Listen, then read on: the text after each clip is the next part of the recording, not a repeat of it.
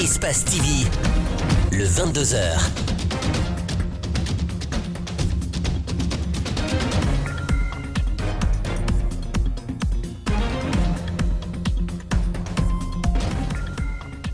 Bonsoir à tous et bienvenue dans cette grande édition d'information. Tout de suite, les titres. Traite des enfants, le département d'État américain épingle la Guinée et le place sur la liste de surveillance de niveau 2. Il n'y a pas à s'alarmer selon les défenseurs des droits de l'homme qui notent tout de même une légère régression du pays en la matière. Maniement convenable des armes par les gendarmes, le haut commandement en fait une véritable préoccupation. C'est dans ce sens qu'il a initié une formation pour un renforcement de capacité selon la loi L0029. Et puis le service genre et équité a été lancé par le ministère de la Santé ce mercredi à Conakry. Acteurs nationaux et partenaires techniques et financiers ont entamé des discussions sur les questions du genre en Guinée.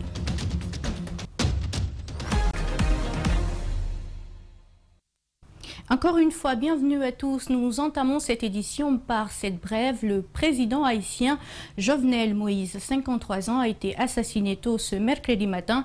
Sa résidence en banlieue de Port-au-Prince aurait été attaquée vers 1h du matin par des hommes armés, a annoncé le Premier ministre sortant, Claude Joseph. Dans un communiqué, Jovenel Moïse était au pouvoir depuis 2017. Sa légitimité était remise en question depuis plusieurs mois. L'opposition et la société civile réclamaient de nouvelles élections. Le président avait préféré organiser en juin un référendum sur une nouvelle constitution en raison de l'épidémie de Covid-19, en même temps qu'une présidentielle et des législatives. Le Premier ministre sortant appelle aussi la population au calme, indiquant que la police et l'armée allaient assurer le maintien de l'ordre. Je vous le disais à l'instant, sur le chapitre des réactions, l'évaluation de la Guinée par le département d'État américain en matière de traite des personnes est perçue comme une légère régression du pays. Plusieurs organes de défense des droits de l'homme pour Maître Pana Emmanuel Bamba être sur la liste de surveillance de niveau 2 ne signifie tout de même pas que le tableau est tout noir. Dienebemba Koulibaly, décryptage. De la déscolarisation des enfants à leur emploi dans les mines en passant par leur exploitation par certains maîtres coraniques, la lecture qui se dégage du rapport des Américains est un état stagnant de la Guinée sur la protection des personnes, selon maître Emmanuel Bamba. Le rapport a fait un constat qu'il y a eu des efforts qui ont été fournis par notre pays par rapport au financement de certaines structures qui sont chargées de la lutte contre la traite des personnes. Ce rapport a également fait état de ce que notre pays a consenti des efforts par rapport à l'identification et au rapatriement, par exemple, de certaines victimes qu'on a localisées à l'étranger. Concrètement, en matière de traite des personnes, le placement d'un pays sur la liste de surveillance de niveau 2 traduit l'inefficacité de celui-ci à protéger les personnes vulnérables, notamment les enfants. Il n'y a pas de quoi s'alarmer. Selon l'activiste, ce n'est pas un épinglage.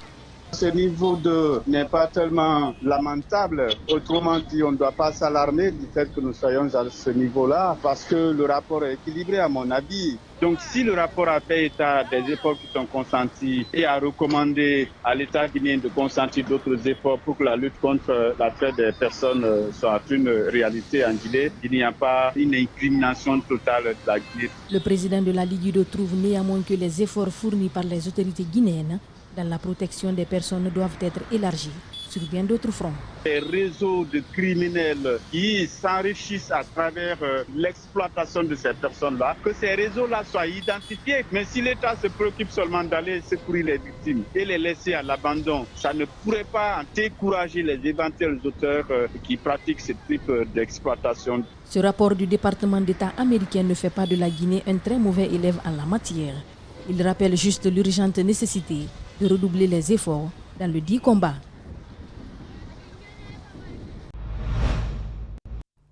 Mobilisons-nous pour mieux investir dans l'enfance guinéenne. C'est le thème du deuxième forum sur l'enfance. Il est organisé par la Direction nationale de l'enfance en partenariat avec l'ONG Plan Guinée. L'objectif est d'évaluer les avancées du premier forum afin d'identifier les défis pour un meilleur renforcement du système de protection de l'enfant. Membres du gouvernement, partenaires techniques et financiers étaient présents à cette rencontre. Mariam Fodé Camara, Lamine Silla pour le compte-rendu. Échanger sur la place de l'enfant dans le processus de développement économique et social de la Guinée à l'horizon 2025 et dégager les perspectives sur les objectifs durables de développement en 2030, c'est l'objectif des travaux du deuxième forum sur l'enfance. Au regard de la diversité et de l'expertise des acteurs réunis pour les travaux, je reste persuadé qu'il en résultera des débats constructifs et des recommandations qui aboutiront à la déclinaison d'une feuille de route pour la mise en œuvre effective du cadre programmatique des actions phares en faveur des enfants pour les 5 prochaines années. Les avancées sont signalées dans un document d'analyse sur la situation des enfants en Guinée. Toutefois, de nombreux défis restent à relever, note le représentant de l'UNICEF en Guinée à ce forum. L'amélioration de l'accès des enfants aux services sociaux de base est un autre progrès important. Il y a encore du chemin à parcourir, il y a encore du travail à faire. Et je crois que vous avez vu les statistiques sur les mutilations génitales féminines. Il y a aussi des statistiques sur les enfants, sur le mariage des enfants. Une grande proportion de femmes sont toujours mariées avant l'âge de 18 ans. La présidente du Parlement des enfants de Guinée appelle à la mutualisation des efforts pour le bien-être des enfants. Excellence, Monsieur le Premier ministre, votre engagement en faveur des couches vulnérables de notre pays n'est plus à démontrer. C'est pourquoi, du haut de cette tribune, je lance un appel à l'ensemble des acteurs pour une mutualisation des moyens en vue d'accompagner la mise en œuvre du cadre programmatique issu de ce forum. La Guinée est devenue le 61e pays au monde dans la lutte contre les violences à l'endroit des enfants. Elle est aussi le 27e pays à recevoir le statut des pays pionniers dans la promotion de l'éradication des violences contre les enfants, notamment les châtiments corporels. La cérémonie était placée sous la présidence du Premier ministre, chef du gouvernement, qui s'est fait représenter par sa directrice de cabinet, Nyaleng Condé, indique que les parties prenantes devraient s'activer afin de trouver des alternatives pour l'épanouissement des enfants de Guinée. Elle est au micro de Mariam Fodé Camara et de Lamine Silla. La réalisation des droits de l'enfant exige de la part de l'État des investissements conséquents pour relever les défis en matière de prévention et de réponse aux négligences, abus et différentes formes de violence à l'égard des enfants. La problématique de la protection de l'enfant étant transversale, il est essentiel que tous les services publics concernés ainsi que les collectivités locales jouent pleinement leur rôle respectif dans la prise en compte de la dimension enfant, dans la planification ainsi que dans la formulation des projets de développement. Notre pays est fier d'être partie prenante à tous les instruments juridiques internationaux et régionaux relatifs aux droits de l'enfant et de disposer d'une loi spécifique sur tous les sujets touchant à la vie de l'enfant. Lancement du service genre et équité par le ministère de la Santé ce mercredi à Conakry. Il est mis en place grâce à l'appui de l'agence belge Enabel à travers son projet intitulé Elle décide. Pour ce lancement, le service a organisé une réunion de prise de contact et d'information avec les acteurs nationaux et les partenaires techniques et financiers en vue d'initier les discussions et échanges avec l'ensemble des acteurs qui travaillent sur les questions de genre. Compte rendu Diana Bangoura et Djibril Kabak Kamara. La lutte contre les discriminations et les violences faites aux femmes, l'accès des femmes à des fonctions de direction et de décision et l'accès universel aux droits sexuels et reproductifs sont entre autres les missions définies par le service genre et équité du ministère de la Santé. L'objectif visé est de faire connaître le service à l'ensemble des acteurs nationaux et internationaux d'une part, et d'autre part, initier la prise en compte du genre et équité dans les interventions de toutes les directions du département. Elle décide. Un projet de l'agence belge dédié à la même cause est financé par le Royaume de Belgique. Ce que nous faisons ce matin avec le ministère de la Santé peut faire figure de modèle au sein du gouvernement guinéen. C'est notre conviction en tout cas. Et en tant que partenaire, Enabel se tiendra à vos côtés, notamment pour ce qui est de l'accès aux droits sexuels et reproductifs. Notre projet She Decides est spécifiquement dédié à cette cause dans le programme de la coopération guinéo-belge que nous mettons en œuvre depuis 2019 en Guinée. Ce service est un acquis, il lui appartient donc de montrer la voie et contribuer à accélérer le changement. Pour arriver au bout du tunnel, le ministère de la Santé rassure les partenaires techniques et financiers et la population guinéenne. Le ministère de la Santé ne ménagera aucun effort pour faire de l'approche genre une réalité dans les interventions de tous ces services, projets et programmes, étant donné que le service genre et équité est transversal. J'invite donc, mesdames et messieurs, tous les directeurs et chefs des services centraux et décentralisés du ministère de la Santé à mettre leur expertise personnelle à contribution afin de vulgariser l'approche genre. La création de ces services est aussi bien appréciée par les femmes qui sont au centre des préoccupations. Avoir un service genre et équité au sein du ministère va permettre la promotion de l'égalité entre hommes et femmes. C'est-à-dire que les droits des femmes seront mieux pris en compte. Nous félicitons le ministre de la Santé d'avoir initié, d'avoir entamé cette démarche. A préciser que le soutien au service genre et équité s'inscrit dans la continuité des actions que l'agence belge qui a engagées avec le ministère de la Santé, notamment la formation, équipement et sensibilisation dans le cadre de la COVID-19, le renforcement des soins obstétricaux et néonataux d'urgence, précédé d'une enquête sur les besoins, entre autres. Ils font partie des corporations les plus actives de la société. Ils, ce sont les médecins. En guise de reconnaissance de leurs efforts fournis et promouvoir l'émulation, la structure Tabala a distingué ce mercredi une vingtaine d'hommes en blouse en leur décernant des satisfecits. Mohamed Mustafa Touré décrypte les images d'Ibrahima Souma. Reconnaître leurs mérites pendant qu'ils sont vivants, la structure Tabala distingue des médecins qui ont prouvé leur engagement et la maîtrise de leur profession. Il y a des personnalités ressources émérites qui sont des professionnels de santé qui ont ouvert ces services. Mais pour que leur nom ne disparaisse pas, nous allons organiser dans les années à venir les grands prix Tabala pour ces médecins. L'initiative traduit une sorte d'émulation. Les récipiendaires ne savent mesurer leur immense joie. Donc ce prix me donne des ailes pour comprendre que la sage-femme est un moyen important dans la vie de la société. Tous les jeunes médecins qui m'ont accompagné pour la séparation des bébés siamois, une première intervention en Guinée. C'était un véritable succès. Le prix porte le nom Sultan, un honneur pour Jacqueline, membre de la famille. Il faut savoir que ce grand homme-là ne nous appartient pas, il appartient à la nation guinéenne tout entière.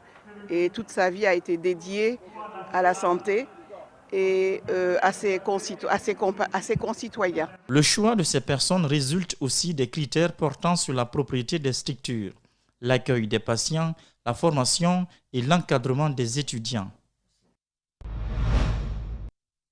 Je vous le disais également en titre, l'usage des armes par les militaires de la gendarmerie est encadré par la loi L0029. Le haut commandement a initié une formation pour permettre au personnel de maîtriser cette loi et éviter toute bavure sur le terrain. Mamadou Kalisso, Mohamed Kamara. Familiariser le gendarme à la loi L0029 à travers des cours théoriques et simulations pratiques. Ils sont 200 à avoir bénéficié de cette première formation. Elle permet aux gendarmes de réagir devant n'importe quelle situation pour protéger les citoyens dans le strict respect de la loi. Il faut comprendre tout simplement l'usage des armes par les personnes de la gendarmerie était couvert par la légitime défense et l'état nécessaire qui était prévu dans le code pénal. Au jour d'aujourd'hui, il y a la loi 0029 qui est venue en complément sur le régime de droit commun qui couvre non seulement la population guinéenne, mais ça permet aux gendarmes aussi de justifier la légalité de son action face à une réponse armée. Dès septembre prochain, cette formation s'étendra sur l'intérieur du pays. Contrairement à ce que pensent beaucoup de personnes, la loi L0029 ne garantit pas l'impunité aux gendarmes. Elle restreint plutôt ses marges de manœuvre. Au jour d'aujourd'hui, la loi est restreinte. Ça permet aux gendarmes de ne pas faire n'importe comment. Elle couvre la population au détriment de l'action du gendarme. À côté, la brigade spéciale de protection des personnes vulnérables bénéficie d'une formation sur le processus de prise en charge des victimes de violences. Les formateurs expriment des attentes. Qu'ils sachent prendre en charge une victime qui va s'adresser à eux ou et que la suite soit gérée de manière professionnelle.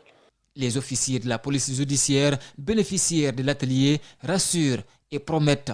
J'ose le dire ici, que on est obligés et nous serons vraiment capables de mettre en pratique tous ces enseignements qui nous ont été donnés pendant cette formation, une fois dans nos unités respectives.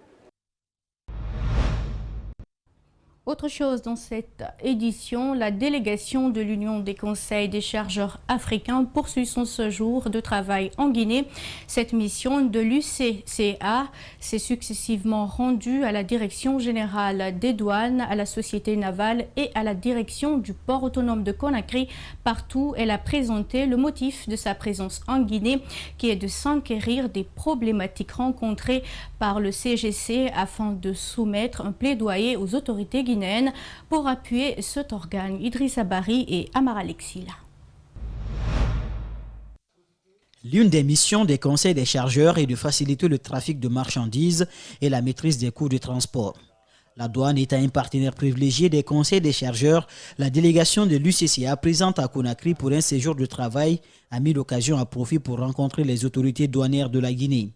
Les échanges ont porté autour d'une meilleure collaboration entre ces deux entités pour le bonheur des chargeurs, mais aussi pour la stabilité de l'économie du pays. Le BSC, ou bordereau de suivi cargaison, dans la plupart de nos États, est en train d'être dématérialisé pour permettre déjà aux douanes et également aux autres administrations, mais également au secteur privé, de travailler dans le même sens de cette dématérialisation qui est vitale et inéluctable dans le cadre de cette zone de libre-échange continentale. Je voudrais rassurer le Conseil guinéen des chargeurs que la Direction générale des douanes ne ménagera aucun effort pour continuer à accompagner ce processus parce qu'il s'inscrit dans le cadre de la réforme et de la modernisation des administrations douanières. Pour réussir le pari de la dématérialisation du BSC, le Conseil guinéen des chargeurs a formé et équipé une centaine d'agents douaniers pour le contrôle de ces documents. De la douane, la mission a été reçue par la Direction générale du port de Conakry. L'occasion a été pour la Direction générale de réitérer la détermination de son service à accompagner les chargeurs, surtout ceux de l'Interland comme le Mali. Le Mali est une autre façon encore d'exprimer leur appartenance au port autonome de Conakry. Et dans le cadre de la facilitation des opérations maritimes, le port autonome a pris toutes les dispositions afin que le Mali se retrouve et se reconnaisse au port autonome de Conakry. Avec cette délégation, pour qu'on voie comment il faut venir en aide au pays de l'Interland. Le pays de l'Interland, c'est le Mali, c'est le Niger, c'est le Burkina Faso, qui font partie des préoccupations majeures du gouvernement guinéen. Aujourd'hui, les autorités portières ont dédié un cas spécial pour le Mali, et ce qui nous enchante beaucoup. La mission de l'UCCA s'est réjouie de ces différentes visites et s'est dite honorée par les autorités guinéennes. Elles promettent de prendre des dispositions nécessaires pour la facilitation des opérations maritimes des pays qui ne disposent pas de façade maritime dans le cadre d'une coopération d'intégration africaine. Et puis, Eli Kamano, condamné dans l'affaire d'injures et diffamation contre Super V. Il devra payer 50 millions de francs guinéens et a présenté des excuses publiques dans 5 organes de presse avant le 14 juillet 2021. Son avocat, Maître Salif Biavogui, fustige cette décision et indique que son client et lui ne vont pas s'y soumettre. Alceni Bari commente les images de nos confrères de Gangan TV. Le juge du TPI de Kaloum retient Eli Kamano pour injure et diffamation. Maître Salifou Biavogui martèle qu'il n'y a pas eu de diffamation et reconnaît tout de même qu'il y a eu des injures. On lui demande de présenter des excuses publiques. D'abord de supprimer la vidéo qu'il a eu à publier, de supprimer la vidéo. Ensuite, de présenter des excuses publiques dans 5 organes de presse qui ont été désignés. De ramener les résultats de toutes ces publications le mercredi prochain. Et la peine est ajournée. C'est-à-dire que si on devait l'amener aujourd'hui en prison, cela est ajourné. Le temps pour lui de présenter des excuses publiques, de ramener les résultats de ces excuses publiques, qu'on le mette dans le dossier. Après, le juge verra ce qu'il y a lieu de faire. Et qu'ensuite, il est condamné à payer 50 millions pour avoir simplement dit « Super V est un ennemi de la Guinée ». Dessus de cette décision, Maître Biavogui fustige. De qui se moque-t-on? Ça, c'est quelle nature c'est quel genre de décision ça? Je n'ai jamais vu une telle décision. Un juge qui prend sa décision et qui l'exécute pour lui dire j'ai décidé, il faut l'exécuter avant le 14. Nous ne ferons jamais cela. Un être humain, avec sa bonne éducation, il peut présenter des excuses, mais pas de la sorte. Un tribunal rend une décision, exécute sa décision, nous donne rendez-vous le 14 pour voir est-ce qu'il a présenté ses excuses. Il ne le fera jamais. Il a immédiatement interjeté appel. Je souhaite que le dossier soit transmis à la cour d'appel. Nous savons désormais qu'au tribunal de première instance de Kaloum, il y a une coalition contre lui pour le nuire. Ça, c'est une façon de le nuire, de le réduire au silence. La preuve est qu'il n'a jamais été régulièrement convoqué à l'audience, mais on l'a jeté en prison comme ça. Rendez-vous est pris pour le 14 juillet prochain. Pendant ce temps, Eli Kamano a également entamé une procédure judiciaire contre le même Super V, cette fois-ci au tribunal de première instance de Dixine. Il accuse ce dernier d'une atteinte à son image.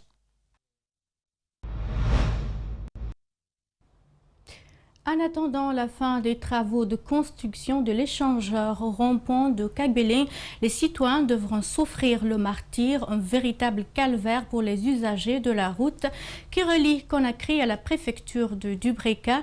Les automobilistes se sont frayés une route secondaire dans le quartier Tobolon dont la pratique laisse à désirer. Ce n'est pas tout, nos reporters ont également sillonné d'autres artères pour le constat. Ali Badara Kamara et Lamine Silla. Dans le quartier Tobolon se trouve une route secondaire qui sert de déviation aux usagers de cette route en chantier. Depuis le début des travaux, cette déviation est pratiquée sans répit. Des gros porteurs, des engins lésés et même les motards sont confrontés au mauvais état de la route. Partout, c'est des tourbillons. Ici, là, ça nous fatigue trop. La route est très très vilaine. Donc après le Dubreka aussi, le 1 parti là-bas, j'étais fangé là-bas. Le camion était fangé là, on a fait quelques minutes là-bas, on a fangé. Donc ils ont collé quelque part là, c'était bon. Mais derrière là-bas aussi, c'est vilain encore. C'est pas collé d'abord. Sur cette déviation, les populations riveraines payent aussi les frais du mauvais état de la route. Ils sollicitent juste le remblai avant les grandes pluies. Depuis que l'État a commencé les travaux de la construction de ce pont au niveau du rond-point de Kagbélé, on souffre énormément ici. Normalement, l'État devrait commencer par arranger les déviations avant de commencer les travaux au niveau des déviations. Mais fort malheureusement, nous sommes là, fatigués, et empêchés par les bruits. Et ici, c'est la saison sèche, nous sommes étouffés par la poussière. À quelques kilomètres de là, le quartier d'Apompa. Sur la transversale 8, un autre chantier est ouvert depuis 2016. Le non-financement des travaux expliquerait ce retard. Après plusieurs années d'arrêt, les travaux sont enfin repris. On a commencé le reprofilage pour que les gens puissent rouler dans la tranquillité d'abord avant qu'on commence les grands travaux. Il y a les caniveaux, et puis le terrassement à faire. Mais quand même, on fait le reprofilage d'abord pour que la population soit vraiment libre dans leur mouvement de circulation, quoi. Même avec la présence des machines de l'entreprise en charge des travaux, les usagers de la route sont peu rassurants de la fin rapide des travaux. Chaque fois, on voit les gens de Dicopres, ils sont là, chaque fois ils viennent, ils vont commencer le travail, mais à un moment donné, ils vont partir sans qu'ils ne font pas le carniveau. Chaque fois, on roule ici, mais c'est qu'on travaille dans toutes les difficultés, quoi, tu vois, non? Avec l'état de la route, c'est pas facile. La même situation est visible à ce rond-point de Kisoso. Ici, les automobilistes sont confrontés à plusieurs difficultés liées au mauvais état aussi de la route.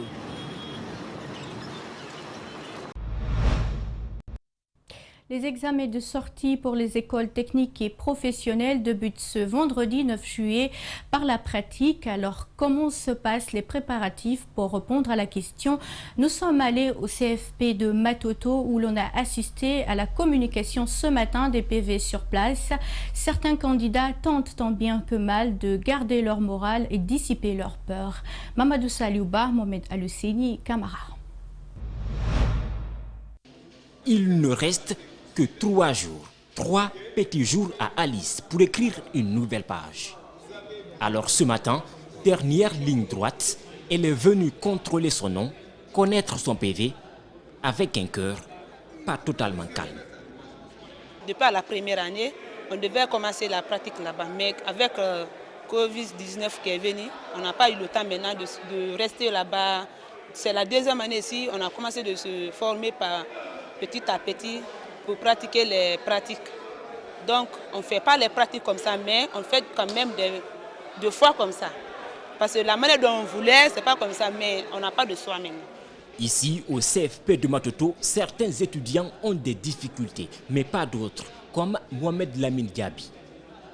Étudiant en dernière année électricité, pour lui, le 9 juillet est loin d'être un calendrier proche, car suffisamment préparé.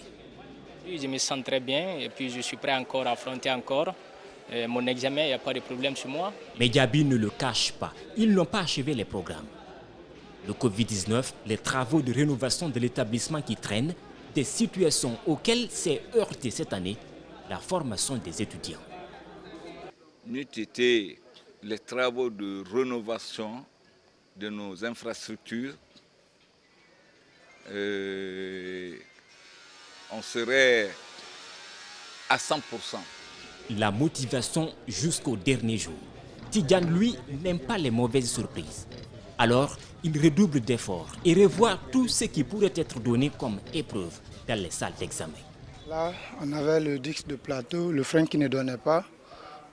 Parce qu'on sait qu'avec les machines, s'il n'y a pas de frein, ce n'est pas normal parce que ça risque de créer des dangers.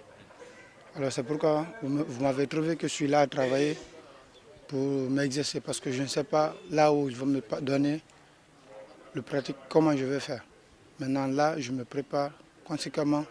Ne rien laisser au hasard, car ce vendredi 9 juillet, avec la pratique, on pourrait peut-être demander aux mécaniciens et aux électriciens de nous faire vibrer cette petite moto de la RDA, la Simpson Schwalbe de 1984.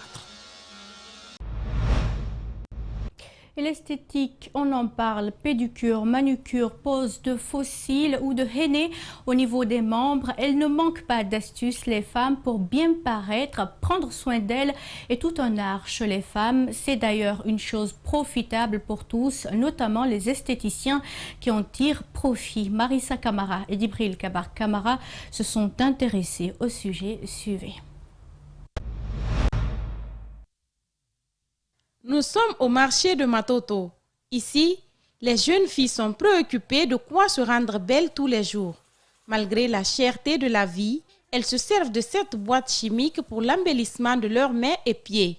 Mafoudia se dit heureuse de décorer sa main légèrement à l'occasion des cérémonies auxquelles elle doit prendre part. Ça me plaît de rendre jolies mes mains. Je les fais à un prix abordable, 5 000 francs pour une seule main. Par contre, ma copine l'a fait à 60 000 pour les mains et les pieds. Certains le font pour leur cérémonie de mariage et d'autres c'est leur quotidien.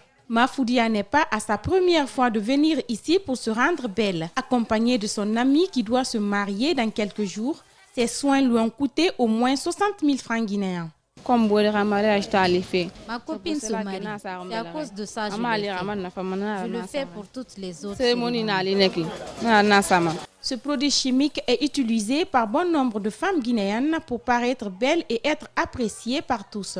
Cependant, son utilisation pourrait avoir des effets négatifs sur la peau, prévient les spécialistes.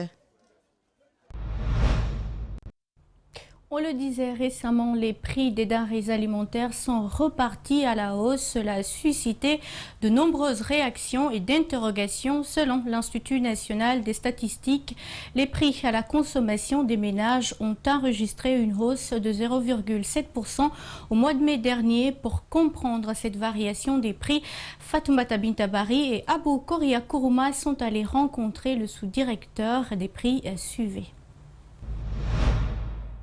Durant ces 3 derniers mois, il a été encore dur pour le Guinéen de joindre les deux bouts. Une réalité qui s'explique par l'augmentation des prix des denrées alimentaires. Selon le bulletin de l'Institut national des statistiques du mois de mai, cette augmentation s'établit à 0,7%. Comment s'évalue cette hausse des prix dans les différents marchés? Les 312 produits dont je vous ai parlé sont suivis mensuellement sur nos marchés de Conakry dans la capitale, parce que c'est un indice pour le manque capital que nous calculons. Ces 312 produits, on a 5 enquêteurs, un enquêteur par commune. Dans chaque commune, les 312 produits sont suivis et ils sont repartis en 2 catégories. Il y a les variétés homogènes et à les variétés hétérogènes. Ces statistiques sont évaluées à l'image de ceux des pays membres de l'UEMOA. L'Institut national des statistiques utilise un logiciel sécurisé lui permettant de mieux calculer les indices. C'est ce logiciel-là qu'on a utilisé pour calculer les indices. C'est-à-dire que ça, c'est pour harmoniser la méthodologie. Un seul logiciel pour calculer les indices. Ça, c'est pour nous permettre de faire la comparaison. Parce que il y a des indicateurs qui doivent être comparés d'un pays à un autre. A préciser que certains aliments jouent un rôle déterminant dans la flambée des prix. Notre interlocuteur procède à quelques indications. C'est l'alimentation. C'est le prix du riz, de l'huile. Vous êtes une femme, aujourd'hui le prix de l'huile d'arachide que nous appelons huile d'arachide, c'est combien? L'huile rouge, aujourd'hui le prix c'est combien? Et au mois de janvier, c'était combien? Vous le savez. D'après Kaba Keïta, le taux d'inflation du mois de mai est de 12,4% en glissement et de 11,5% à moyenne. Ce reportage met fin à cette grande édition d'information réalisée par Malik Sangiana Kamara et toute l'équipe de la rédaction d'Espace TV. À tous, merci de l'avoir suivi. Au revoir.